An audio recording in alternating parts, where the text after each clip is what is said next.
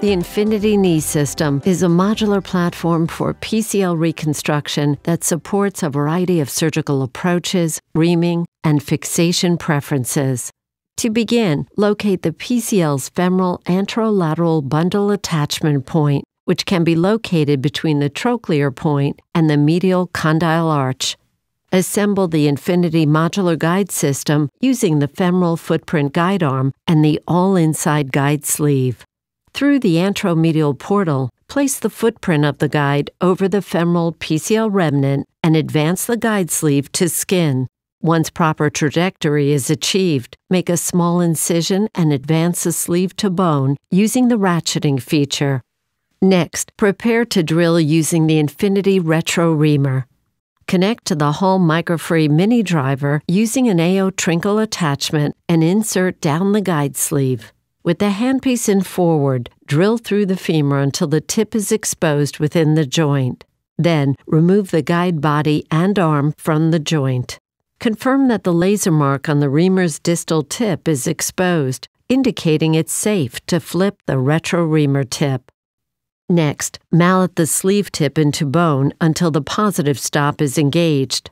To observe graft tunnel length, advance the black O-ring until flush with the base of the sleeve.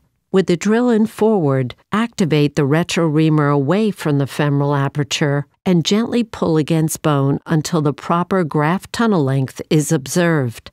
Switch the retro reamer back to inline mode drill mode and remove from the joint. To facilitate suture passing, insert the Infinity Suture Shuttle and retrieve the nitinol loop out of the anterolateral portal. Then, load a passing suture. For tibial reaming, assemble the Infinity modular guide system using the tibial PCL guide arm and the 2.4 mm guide sleeve. Insert the guide arm through the anteromedial portal and place the pin capture of the guide arm over the tibial footprint. This PCL footprint can be identified distally along the PCL facet. The pin capture should be positioned 7 mm anterior to the posterior tibial cortex and above the PCL AL and PM bundle ridge. Under direct visualization, advance the 2.4 mm guide pin through the anteromedial tibia until the pin contacts the pin capture point. Then, remove the guide sleeve but maintain the position of the guide arm and body to protect vascular structures while reaming. Advance a constant diameter reamer under direct visualization until contact is made at the pin capture point. Then, remove the guide.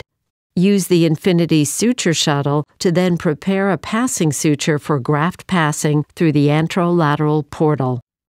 Next, place the graft through the graft loop of the Infinity Femoral Adjustable Loop button. The graft loop is reduced by pulling only the one white tensioning suture that is indicated by the blue suture tag.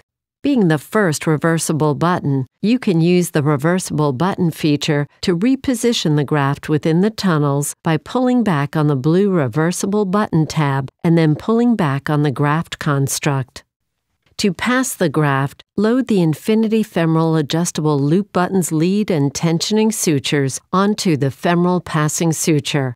Under direct visualization, pull the lead sutures while removing slack from the tensioning sutures until the button is seated on the lateral femoral cortex. Distal tension on the graft construct will confirm seating. To tension the graft loop, drop the lead sutures and pull only the tensioning suture with the blue suture tag while simultaneously applying distal tension on the graft construct.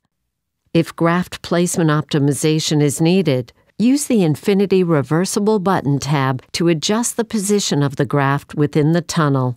For tibial graft passage, load the tails of the graft and retrieve through the tibial tunnel. For tibial fixation, cycle the knee and fixate with a Genesis matrix interference screw with the knee at 90 degrees of flexion. Finally, remove the lead suture and cut the femoral button's suture limbs at the skin, taking care not to cut the friction lock. Then, trim any excess tibial graft limbs. Cut one of the reversible button tab sutures to remove to complete the reconstruction.